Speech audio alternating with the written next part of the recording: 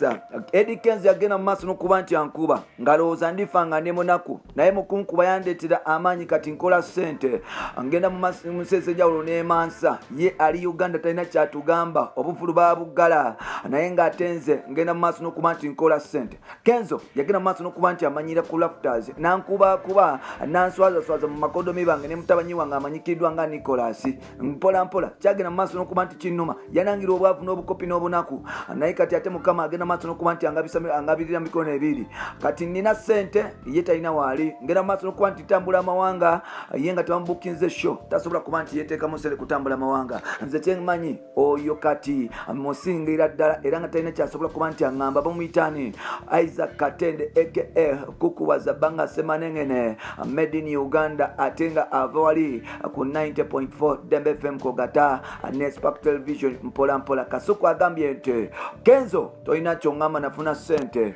ye wagwan tugenda kuba nti kutuusaako emboozi eno lwaki Kenzo yakuba Kasuku lwaki Kasuku agenda maaso n'okuba nti ayingira Kenzo ye lwaki Kenzo akyagenda maaso n'okuba nti oba oli awanyigira Kasuku tugenda okuba nti kutuusaako osobola okuba nti nawe obyemanyirako mpola mpola.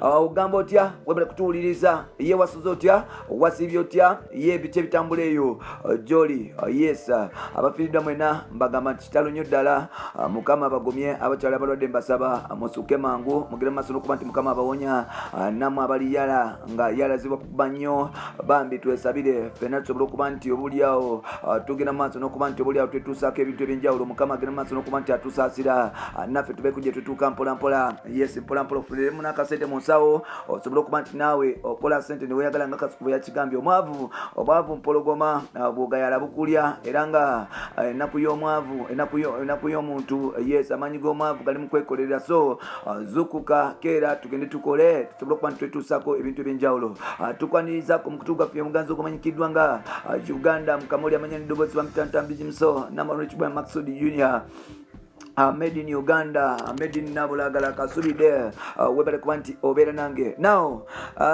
omwaka gwali I think 2015 twali wali ku lafters Eddy Kenzo yagenda mu maaso n'okuba nti asabula musajja mukulu amanyikiddwa nga Kenzo era nga yamukubira ddala yali mu press conference nga agenda mu concert emanyikiddwa nga ddagala mpola mpola era nga wano twali ku lafters wali eri ku Kampala Road nga ebiseera byekyaliwo oba ku Centenary Park ku Jinja Road awo mpola mpola bwe twali yes Kasuku nafunamu butakanya ne Kenzo entabo eva kuki Kasuku yagenda mu maaso n'okuba nti oba oliawo abuuza Kenzo ebibuuzo ebyamufukira ekizibu era nga Kenzo naye mu kumwanukula yali yatereka dde obusungu n'amwambalira mpola mpola jjukira yali press conference ne bagamba nti ani ayagala okubuuza ekibuuzo Kasuku n'agamba Kenzo n'agamba nti musajja gwerekera okweyisaako ogenda no maaso n'okuba nti ogamba ng'abantu bakuwalana nga bagamba abantu nga bwe batwakwagaliza naye naawe wagenda mu maaso n'okuba nti okwata ssente ebiseera bye nali nkola ku Star TV n'okwata ssente ezo n'ozisasula omu ku bapresenters abanene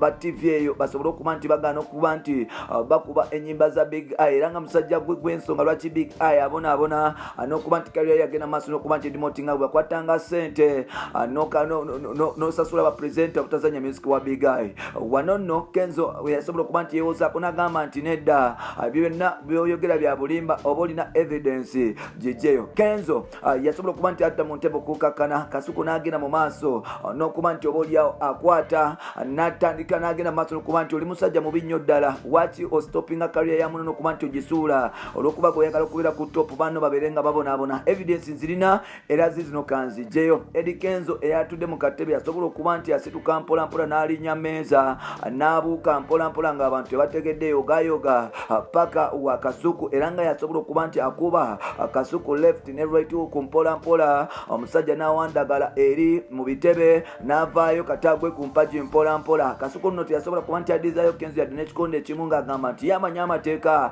era nga yayagala kumukubisa amateeka mpola mpola okuvaawo Kenzo yasobola okuba nti yeetondera mu musajja mukulu amakiddwa nga kukuwaza banga newankubadde nga kuku teyamusonyiwa era nga yagenda mu maaso n'okuba nti amuwabira omusango ku poliisi. Kenzo gyakwatira miliyoni nga 10 n'asasula musajja mukulu amanyikiddwa nga kukuwaza banga okumukuba ekintu tekyakoma okwo. Yagenda mu maaso n'okuba nti asafaringa era bannamawulire bagenda mu maaso n'okuba nti banyigira nnyo Kenzo kwe kutandika okumutinga music we mpolampola era nga Kenzo okufuna sympathy rema kugenda bannayuganda bali baboycottinga music we especially bannamawulire.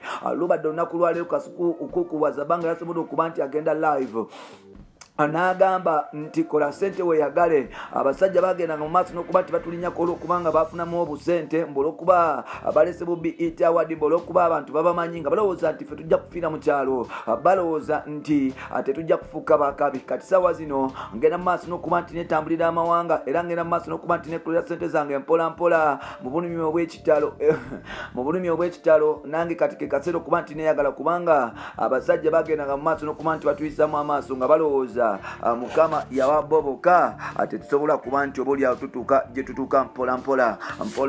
Era ng'avudde n'agamba Kenzo nti mwana Wankuba nonangirwa obunaku obwavu naye kati nze alina wetwogerera nange ninamu ku ttooke era nga nsobola okuba nti netuusaako buli kye njagala. Ebyo by'okudaalira abantu n'okulowooza nti gweweke yamala Mukama Katonda akusasire kubanga buli kimu kyokola Mukama olikisasulira kubanga Mukama tayagala beyisaaka ayagala abantu betwaze ate abawombefu ddala. Wano nno Kasuku abyogera nga ali mu nsi ya South Africa gyamitingidde emikwano gye kuli Badru ne bakyali abalala nga bagenda maaso n'okuba nti batravelinga ensi ya South Africa n'okuba nti obuli abamasako omusente mu hotel ne mu balazi ez'enjawulo since Uganda tuli mu lockdown ng'ebivulu n'ebibaala bagenda maaso n'okuba nti babigala. Kasuku yasize okuba nti akwata sente asobola okuba nti agende South Africa jogemu ne bakyali be. Wano kwe kuvaayo n'asindikira obubaka nti omutima omunafu ogenda maaso n'okuba nti weetuga. Kenzo agenda maaso n'okuba nti omanyira n'okunvuma n'okumpita omunaku n'oŋŋamba nga space tambulangako nsi zonna.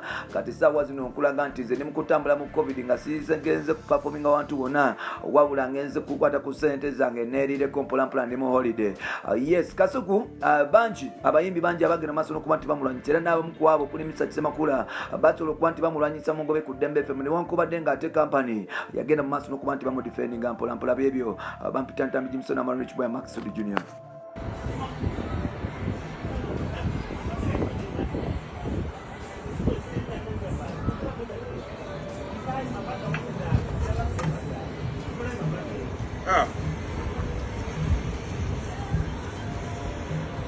The faint-hearted video jiveeko. The faint-hearted video jireke.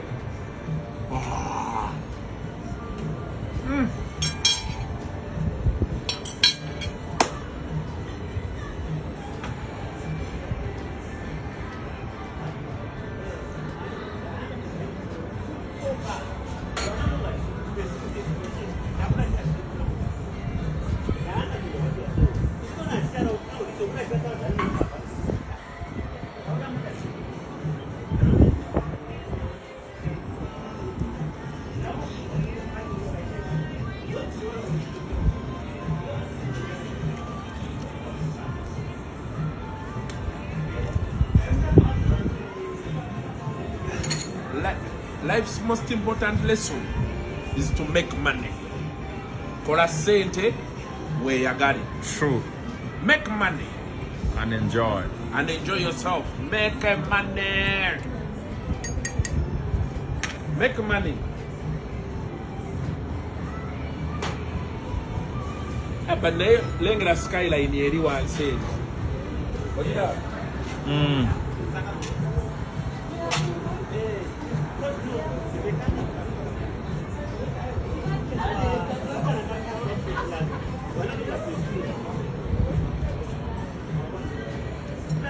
One more last word, Uncle K. Kola sente weyagale. Thank you.